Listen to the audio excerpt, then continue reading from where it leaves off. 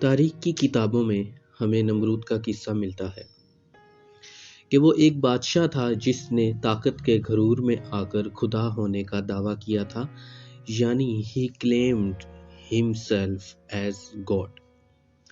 خیر پھر ہوا کچھ یوں کہ اس کے دماغ میں مچھر یا پھر کوئی کیڑا جو کہ بہت ہی چھوٹا تھا وہ چلا گیا، اور پھر نمرود خود کو صبح شام سر میں جوتے پڑواتا تھا تو اس کو آرام آتا تھا۔ دنیا میں ہمیں بہت سی ایسی مثالیں ملتی ہیں جہاں پر لوگوں نے اپنے نمرود ہونے کی وجہ سے منہ کھائی۔ تاریخ کے اسباق یعنی لیسن سے بھری ہے، اور اگر ہم اس سے سبق نہ سیکھیں تو وہ بار بار خود کو دہراتی ہے، اور یہ وہ بات ہے جو ہر کوئی نہیں جانتا۔ انسان کو ملنے والی طاقت اس کی اصلیت کو سامنے لے کر آتی ہے۔ پاور allows men اور women to show who they really are۔ ہمارے معاشرے میں بھی اگر ایک 7 اسکیل یا 7ویں درجے کے کلر کو بھی موقع ملے تو وہ بھی نمرود بننے سے پیچھے نہیں ہٹتا۔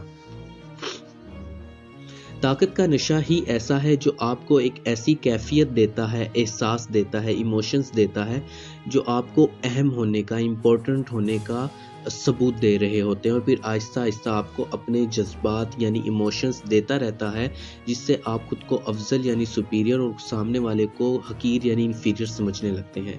لوگوں کو لیکچر سننا پسند نہیں ہے۔ جب تک سامنے والا کوئی بہت کامیاب انسان نہ ہو تو وہ اس کو حقیر سمجھتے ہیں، خواہ اس کی بات لاکھوں روپے کی ہی کیوں نہ ہو۔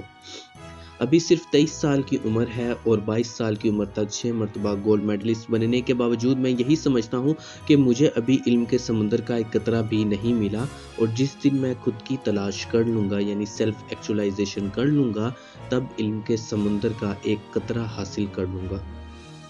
واپس آتے ہیں نمرود پروڈکشن کی طرف۔ معاشرے میں ابلیس پروڈکشن کی طرح نمرود بھی پیدا ہوتے رہتے ہیں جو کہ طاقت کے نشے میں آ کر لوگوں پر ظلم کرتے ہیں، ان کے حقوق پر ڈاکے مارتے ہیں، پروٹوکول کے نام پر عوام کو ذلیل کرتے ہیں، ان کے حقوق پر ڈاکے مارتے ہیں، عوام کو جاہل رکھتے ہیں اور پھر اسی عوام کو جاہل ہونے کا طعنہ دیتے ہیں، عوام کو بھوکا اور ننگا رکھنے کے بعد ان کو بھوکے اور ننگے ہونے کا طعنہ دیتے ہیں۔ ان نمرود لوگوں کی اولاد زیادہ تر نالائق واقع ہوتی ہے، جو کہ نمرود پروڈکشن کی فیکٹری میں اکثر اپنے والدین سے بھی بڑے نمرود کے طور پر ظاہر ہوتی ہیں۔ نمرود اپنی حیثیت اور رتبے کے لحاظ سے مختلف درجوں میں تقسیم ہے، جن میں ہر کوئی اپنی سطح پر خدا ہونے کا موقع ہاتھ سے ضائع نہیں ہونے دیتا۔ یہ نمرود آپ کو اسکول، کالج، یونیورسٹی، ہسپتال، بازار اور ہر طرف مل جائیں گے، جن میں خوف خدا نام کی کوئی چیز نہیں ہوگی۔ جوانی کا غرور بھی آپ کو ابلیس، نمرود یا پھر فرعون بنا سکتا ہے۔ دولت بھی یہ کام بہت اچھے طریقے سے کرتی ہے۔ پیسہ اور دولت دونوں بری چیزیں نہیں ہیں۔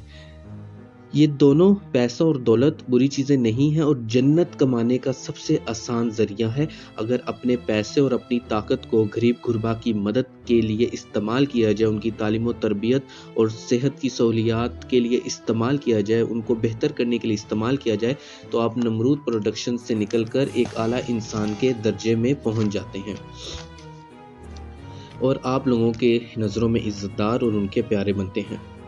نمرود کا حال ہر زمانے میں بہت برا ہوا ہے۔